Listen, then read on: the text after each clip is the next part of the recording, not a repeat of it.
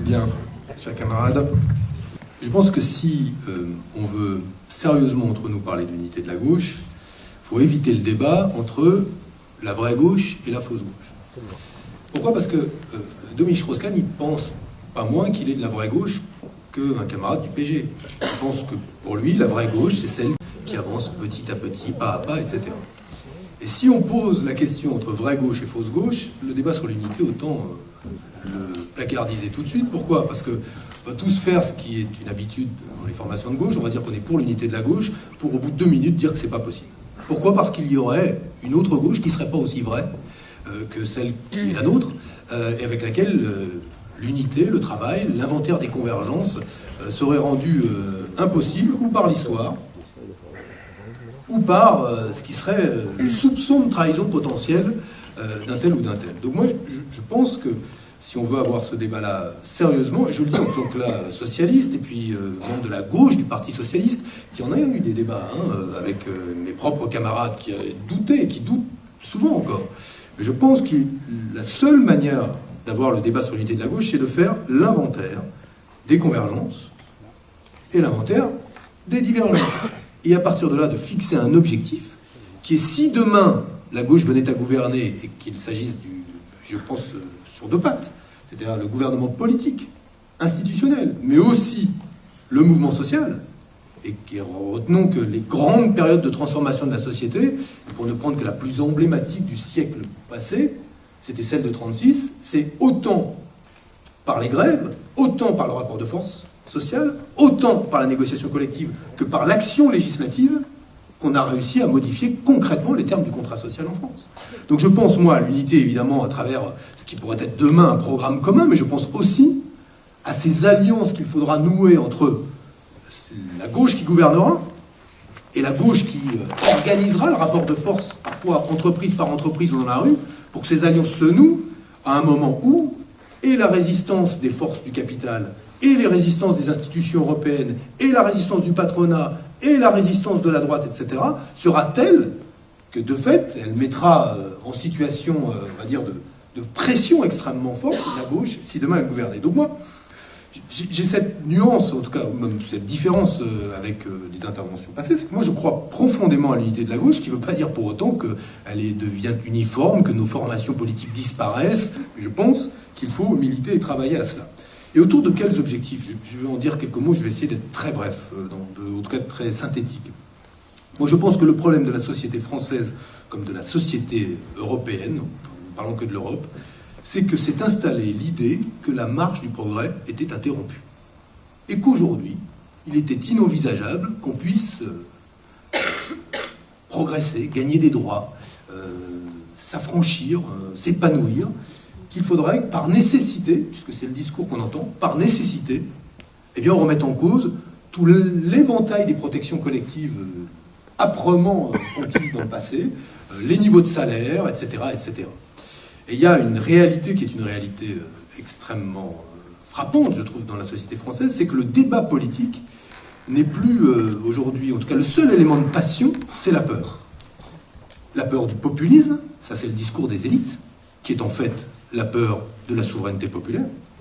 Parce que derrière la peur du populisme, il y a cette dragée qui n'est jamais passée du référendum sur le traité constitutionnel européen, c'est-à-dire le moment où le peuple dit, eh bien écoutez, nous ne voulons pas de ce traité, parce que nous pensons que les politiques européennes vont se retourner contre nous, et ce choix-là, ce moment-là, n'a jamais été accepté, au point qu'aujourd'hui se développe, se monte en puissance, parfois même dans des gens qui sont à gauche, d'un discours qui est de dire, il y a des sujets pour lesquels le peuple n'est pas assez expert pour pouvoir voter, et voire même des discours qui expliquent que ce nombre de pays ne sont pas mûrs pour la démocratie.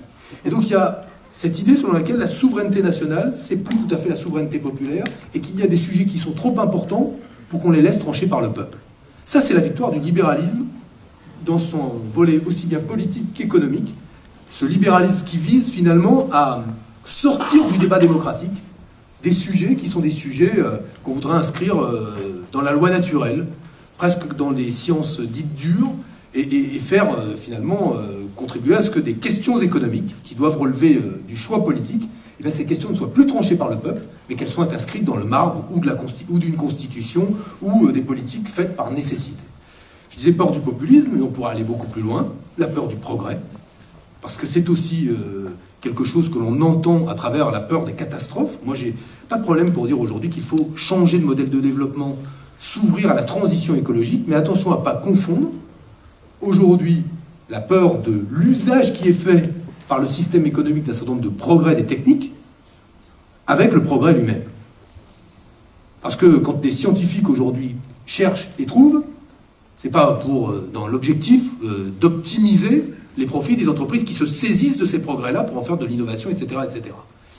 Ils le font plutôt avec le souci ou la volonté d'améliorer la connaissance, et par l'amélioration de la connaissance, d'améliorer la vie de ceux qui habitent cette planète-là. Mais cette peur du progrès, c'est aussi un des éléments du débat politique. Comme, j'y reviens pas, la peur de l'immigration, la peur de l'islam. Ce qui était caricatural, c'était l'interprétation par la droite de ce qui se passait dans le monde arabe. C'est-à-dire que la leçon qu'ils en tirent, ce n'est pas « c'est formidable, la démocratie est donc une valeur universelle », l'aspiration à l'égalité est donc une valeur universelle, l'aspiration à la justice sociale, souvenons-nous qu'en Tunisie, comme en Égypte, c'est au moins autant l'aspiration à la justice sociale qu'à l'aspiration à la démocratie qui suscite ces révoltes-là. On parle beaucoup de la démocratie, mais on parle beaucoup moins de cette aspiration à la justice sociale, mais on aurait pu dire tout ça. Ce sont des valeurs universelles, c'est formidable, et en France, le réflexe a été de dire quoi?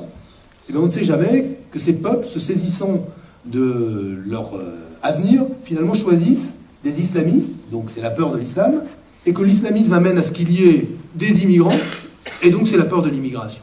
Je pourrais vous le faire sur tous les sujets, mais sur le protectionnisme, qui serait responsable des guerres, sur la peur de la sanction des marchés, si jamais on n'avait pas une politique d'austérité conforme à ce que nous demandent les agences de notation, la Commission européenne, etc., etc., voire même la peur de la dette. Et là, je dis d'un mot, sur ce point, on peut avoir très facilement convergence, et y compris dans les implications que ça a au niveau européen. Pourquoi? Parce que moi, je considère que la dette qu'on nous demande de rembourser est illégitime. Elle est illégitime pourquoi? Parce que cette dette s'est creusée en remplaçant de la dette privée, qui est celle des banques, par de la dette publique. Que cette dette publique, ces mêmes banques, une fois remises sur pied, ont spéculé dessus. Elles ont spéculé sur la dette des États, au point qu'aujourd'hui, la demande qui est faite à ces États, c'est de mettre en œuvre des politiques d'austérité par la réduction de la dépense et pas par l'augmentation des recettes, alors que pour ce qui ne concerne que la France, cette dette est d'autant plus illégitime qu'elle est liée aux conséquences de la récession économique provoquée par les banques, mais qu'elle est en plus liée à 100 milliards de réduction d'impôts par an consentis maintenant depuis 10 ans. C'est ça qui fonde le fait qu'aujourd'hui cette dette est illégitime et que le problème qui doit être posé, et notamment là posé par la gauche, c'est pas de savoir quel est le rythme de remboursement, mais c'est bien de savoir quelle est cette part de la dette dont on considère qu'elle relève fondamentalement aujourd'hui de la responsabilité des grands organismes financiers et vis-à-vis de laquelle nous ne pouvons pas, nous, avoir une politique qui serait une politique totalement aveugle, qui consiste à faire payer la facture pour la deuxième ou la troisième fois par les peuples. D'ailleurs, quand vous leur posez la question, regardez comment ils réagissent. Il y a un pays qui a posé la question, est-ce que la dette des banques, on la prend à notre charge, ou est-ce que cette dette des banques, eh ben, on leur demande de la rembourser eux-mêmes? C'est l'Islande, 93,5%. Alors c'est assez logique. Quand on vous pose la question de savoir si c'est vous qui allez payer la dette des banquiers, que vous répondiez non. Mais ils ont répondu assez clairement. Mais ce qui se pose, c'est la question de demain de la restructuration potentielle de la dette. Moi, je vous dis, ma conviction, c'est que nous y viendrons à cette restructuration de la dette. Et pas un seul État n'entrera en faillite, parce qu'un État, ce n'est pas une entreprise, parce qu'il y a toujours la possibilité de collecter l'impôt. Donc pas un seul État n'entrera en faillite. C'est encore un mythe, encore cette volonté de culpabiliser les gens en leur disant « Vos dépenses d'aujourd'hui pour vous assurer des droits sont indexées sur vos enfants ».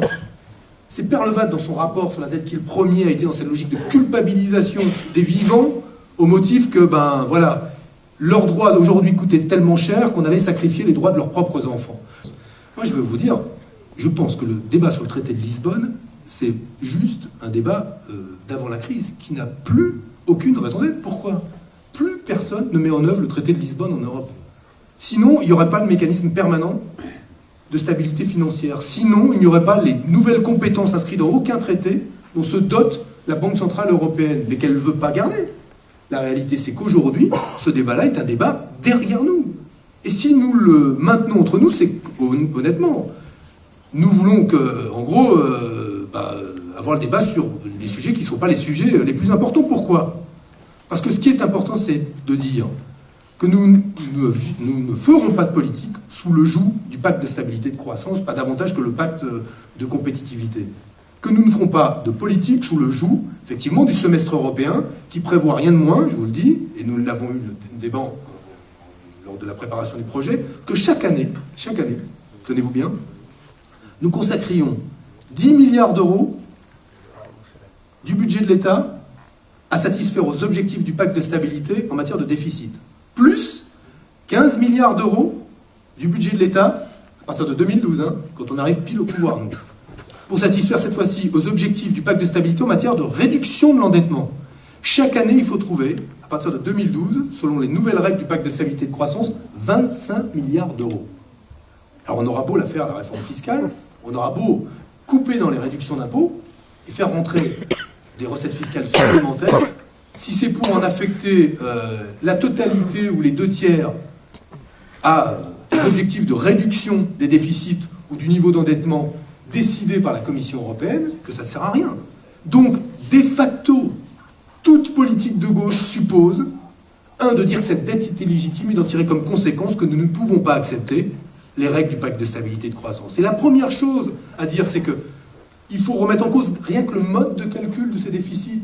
Dès lors que les dépenses, vous calculez dans les déficits toutes les dépenses d'éducation, les dépenses d'investissement, les dépenses liées à la préparation de l'avenir, la recherche, le développement, la préparation de la conversion écologique, etc. Si ça rentre en ligne de compte dans les déficits, c'est absolument impossible. Donc voilà des choses qui sont inscrites là, pour le coup, noir sur blanc dans nos engagements. J'aurais pu revenir sur des sujets qui pourraient nous réjouir si on se lisait les uns les autres. Franchement, parce que le problème de l'unité de la gauche, il suppose qu'on ne soit pas dans l'ignorance de ce que pensent réellement les autres partis, ou alors dans le fantasme de ce qu'il serait encore ou qu'il serait toujours. Moi, si j'étais convaincu que mon parti était un parti condamné à trahir, mais j'y serais pas. Et une chose est certaine, je terminerai par ça parce que on me dit que j'ai peu de temps, mais moi je crois que l'accident politique majeur, il est possible. Voilà. Il est possible en 2012. Et ça ne va pas être une incitation à voter utile. C'est une incitation à l'unité, au moins sur un point, c'est que si on fait la présidentielle séparée, il faut qu'on prenne des engagements au-delà en termes de programme commun. Nous avons la possibilité, je le dis aujourd'hui, de nous mettre autour de la table et de discuter cela et de poser les convergences possibles. Alors on ne sera pas d'accord, peut-être pas sur plein de sujets sans doute, mais il y a quand même, sur la question des salaires, sur la question des retraites, sur la question demain de la réorganisation du secteur bancaire, le Parti Socialiste propose quand même, c'est noir sur blanc, de séparer la banque de détail de la banque d'investissement. Et vous avez vu que le Parti Socialiste puisse proposer cela il y a quelques années? Non, moi, franchement, j'aurais même pas imaginé qu'on puisse écrire ça noir sur blanc. C'est pas forcément la solution si c'est pris séparat, si c'est fait tout seul. Mais évidemment qu'il n'y en a pas une seule de ces mesures qui toute seule fonctionne. Mais quand on regarde, il y a quand même une vraie cohérence. Cela étant dit, je ne demande pas, je ne cherche pas à convaincre mes partenaires d'être tous socialistes, sinon on ferait le grand parti de la gauche. Et moi, je ne suis pas non plus favorable au grand parti de la gauche. Je pense qu'il faut des partis politiques. Mais qu'il faut discuter parce qu'il existe aujourd'hui les convergences pour le faire, et dans les luttes, et dans la réflexion, et dans les défis qui nous sont posés, il faut poser les termes de la négociation, de la discussion, de ce qui pourrait être, à côté d'un accord sur les circonscriptions, l'accord indispensable sur un minimum, ou un maximum, je vais plutôt dire un maximum, de mise en commun d'un certain nombre de volontés de réforme, de transformation de la société. Alors voilà, bon, en fait, j'ai essayé d'avoir finalement la même casquette. Mais je dis juste, voilà, l'unité de la gauche, ça suppose que sur ce préalable, on soit d'accord, il n'y a personne, plutôt qu'un autre, qui est de la vraie gauche. Voilà. Il n'y a qu'une seule gauche, elle a plein de sensibilités, mais il n'y a pas la vraie gauche et la fausse gauche. Voilà.